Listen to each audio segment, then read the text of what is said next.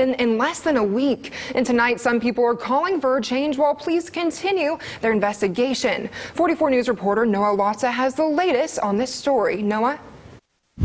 Good evening, Joylyn. Some community members and leaders tell me that they are worried about what could happen next, especially with 2 shootings taking place in the same apartment complex. This is disturbing that we have this level of violence and deadly violence so often, almost every week. A quiet Evansville apartment complex rocked over the past week with 2 separate shootings.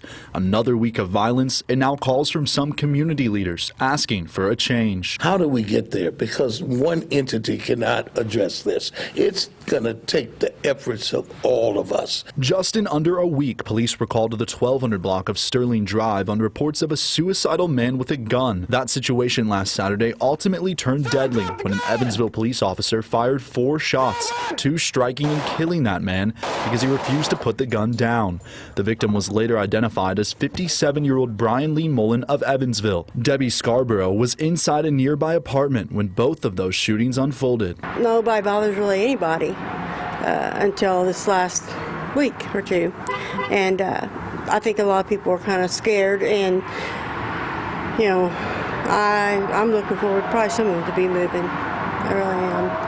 Because, you know, a lot of them are really scared about what's going on, why in 2 weeks we've had all this. She says within the past 11 years, she's never heard of gun violence happening at this complex. Yeah, but it is unnerving, you know, to know that we've had that, you know, here in this little complex, because we don't normally have that. Just a day after Christmas, yet another shooting, this time in the 2400 block of Sterling Drive. Police responding to a man shot several times inside his apartment. Authorities say his injuries are not believed to be life-threatening.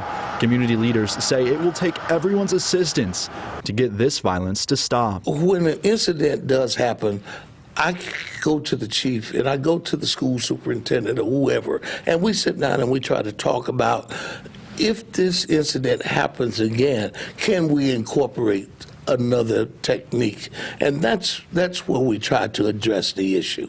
Tonight, Evansville Police Department sources tell me that they have one person of interest in Thursday's shooting, but they aren't yet willing to release that name publicly.